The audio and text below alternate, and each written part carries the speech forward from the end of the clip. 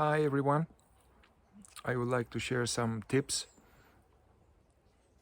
to practice in between our weekly meetings, so you have a chance to make these ideas your own. Otherwise it's just knowledge comes and goes and we remain the same. So we learned last time, we practiced the boomerang inquiry to find out what is underneath our trigger.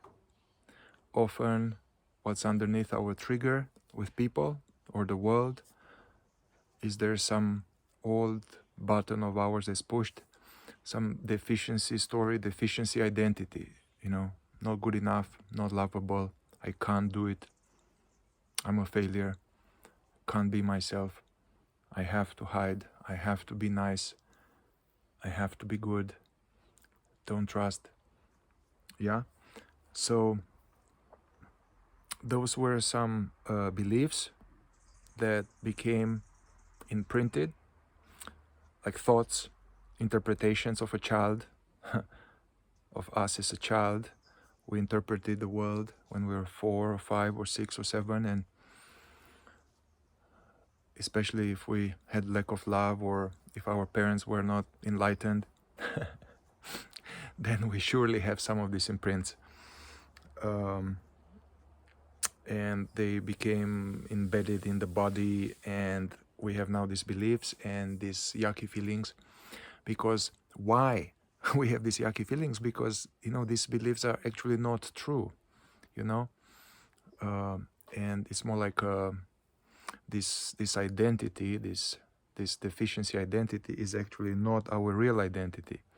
Our real identity is that which is aware right now, that which is hearing these words, and that which is aware of this thought or yucky feeling that says there's something wrong with me. Yeah, the real me is that which is aware of the thought there is something wrong with me. Yeah, okay, so in order to make this practical, we need to be a little bit more awake, more mindful, more aware what's happening. Yeah, so homework, have 5, 10, 15, 20 minutes of mindful meditation or aware presence meditation in the way that I taught it, and there are many guided meditations you have there on my YouTube channel. It's not that mine is better than other people, no, it's that there are many styles of meditation out there, and to prepare for the work of deprogramming and deprogramming these painful beliefs, we need to cultivate this attitude of witnessing the thoughts, at the same time witnessing the body, witnessing energies without trying to get rid of them, without sticking to them, being aware, being the witness. Yeah, so this prepares us in neutral grounds. When it's a neutral weather, it teaches us to swim in a calm water. And we need this ability to swim in a calm water so we can swim when there are triggers or intense energies. Yeah, so some regular time every day, or as much as you're as much as you are ready to engage now, this will be very good. It will be oasis of just going beyond the mind or watching the mind. Yeah, then I recommend ongoing practice in everyday life. Practice pausing sometimes, when you are in line, the post office, or when you are driving and you have a stop sign, or you write an email or something. Just take a break, like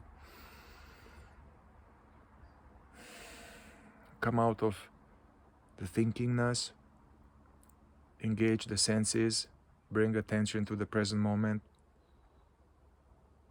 see without thinking about it, hear, be aware of the inner energies.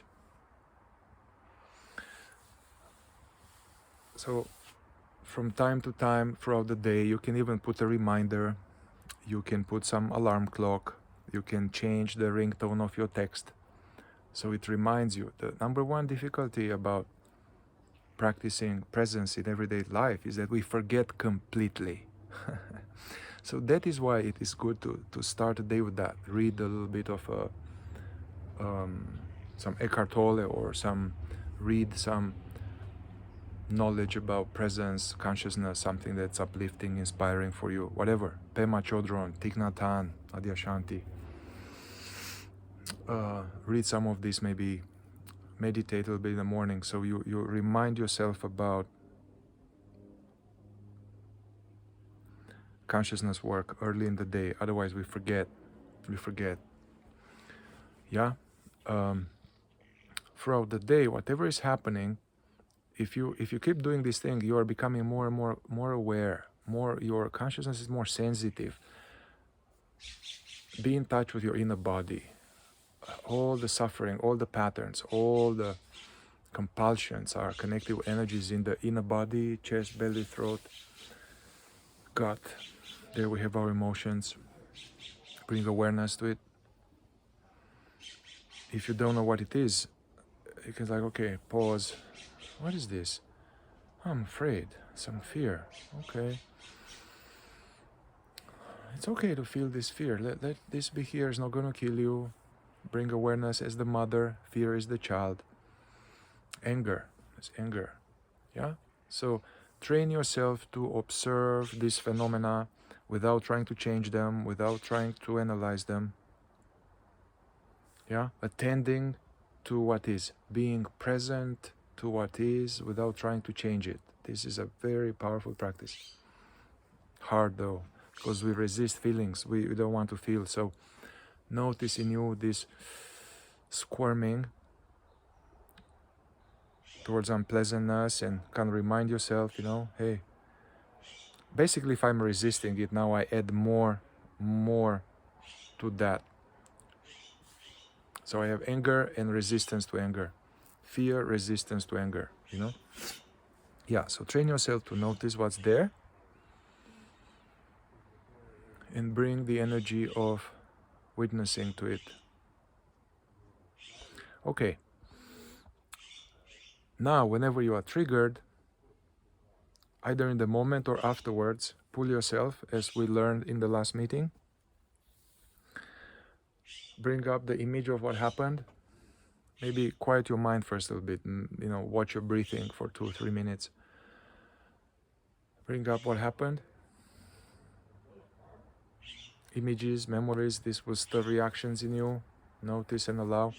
Ask yourself this boomerang question. This thing that happened out there with this guy, what old story of mine has been evoked in me? What old story of mine? What old button of mine has been pushed? Or this thing happened out there, I feel this. What does this mean about me? And don't think about it. Just bring your awareness into the inner body, especially if you have reaction in the body, tension, or anger, or fear. You ask it into that thing. What old story of mine might have been evoked by this situation? It will tell you, listen, oh, I can't be myself. I'm alone. Nobody cares. Yeah? So if some charged thought like this comes, really try really hard to treat it as a special guest. Don't believe it, but don't try to push it away. Just put it on a screen, IMAX screen, like, oh, I'm alone. I'm not good enough. And face this thought as if this is the only child in the universe. You don't want to abandon this thought. These are powerful thoughts. If we don't witness them, make them really conscious, they run our life. If we make them conscious, then there are more chances we can go into questioning them, investigating them, processing them. But where we are at now, find out each time you get triggered, boomerang it. And see, you will probably see that often is the same deficiency story is being evoked. Write this down. what is the deficiency story identity that's being evoked often? Yeah? Write it down.